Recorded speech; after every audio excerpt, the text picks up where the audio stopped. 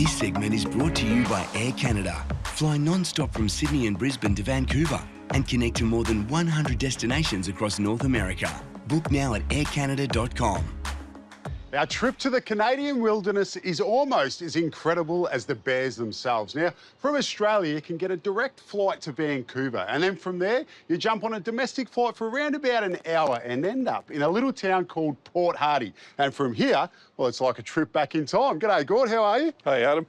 Now, you are the pilot that's going to be taking us to the Great Bear Lodge. Can Yes, you sir. please tell us all about this incredible piece of machinery that we've got here? Well, it's obviously a two-engine flying boat. It's called a Gruman Goose. Yep. And it was built in 1940. You've been flying these for a while?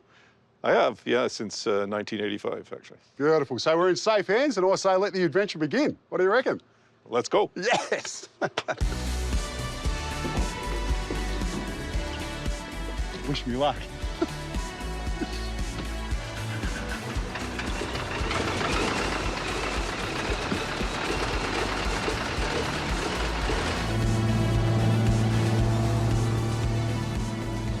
From Port Hardy, it's about 30 minutes of flying time over to some of the most remarkable landscapes you will see.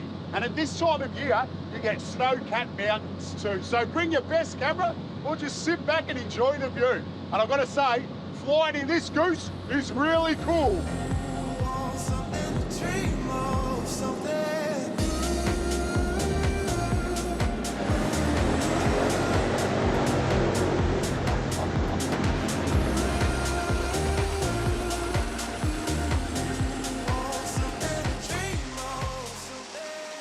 G'day, welcome to Great Bear Lodge. Marg, I tell you what, I wasn't expecting to hear an Aussie accent out here in the Canadian wilderness. I know, well, Melbourne born and bred, but like, look at this backyard that I have. This is a great setup. The whole thing's on a pontoon. We're literally in the middle of the water. It's like a village all tied together. We have 9 rooms, and each room has an ensuite, and then downstairs is a nice common area where people can relax and get a cup of coffee or a glass of wine and just look out the windows onto the Great Bear Rainforest. You've obviously been here a long time, and this would have to be your favourite place, but what are some of your other favourites in British Columbia? I love being in the outdoors. So a couple of my favourite places, I think maybe Strathcona Provincial Park on Vancouver Island is just beautiful. The other one is Mount Revelstoke National Park, because you can drive right up to the subalpine and then do incredible hikes from there too. Marg, I've got to say, being out here in the wild with the bears, I mean, it's an incredible experience. Is it something you ever get sick of? Oh no, like I could sit there and watch bears all day long, the way they interact with each other. So interesting. Is there any other animals that you see here? Oh yeah, I mean, because we're on the pontoon, one of my favourite things is all the marine mammals come up. So you have seals come up and haul out. And one of my favourites was, in fact, right in this spot right here, we had 2 humpbacks come in and they were bubble netting. So they were driving the fish together and then they would come up and eat them.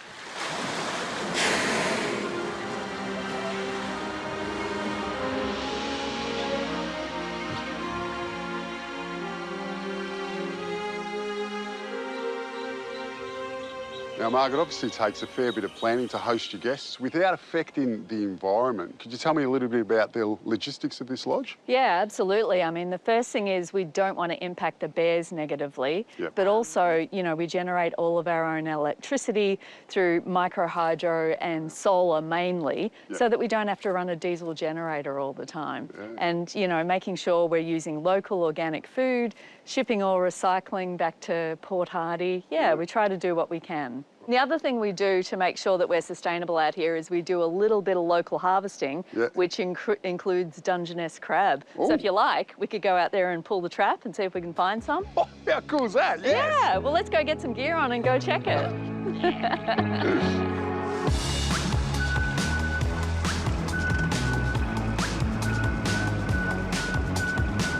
How many do you have out here?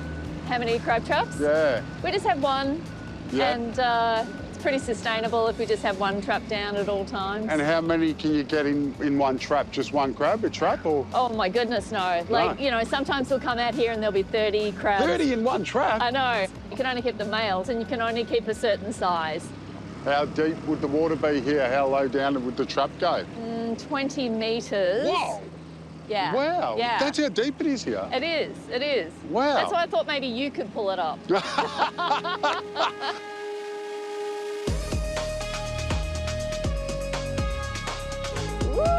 Oh, look at that. Here we are.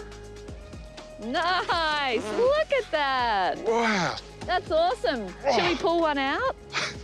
Can we? Of course we can. Yeah. I mean, what's the worst that could happen? I don't know. What is the worst that can happen? They can bite you. That's what could happen.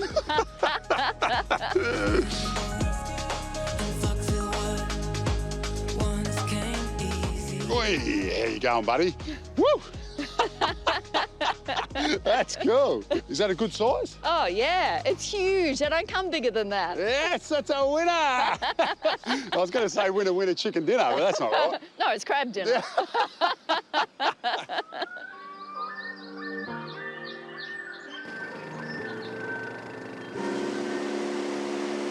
There's some more seals coming up here on our right-hand side.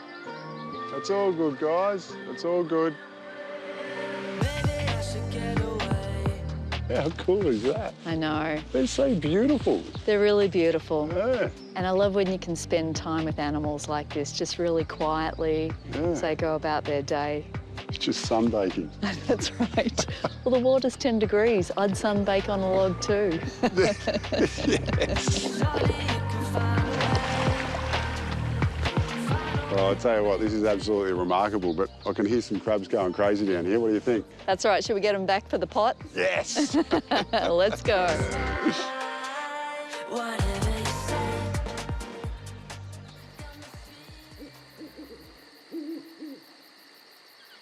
A day of bear watching and crabbing can make a man hungry, so as night falls, it's the perfect time to swap bear stories with the other lodge guests over dinner. Oh, hello. How are we? We feeling hungry? Yes.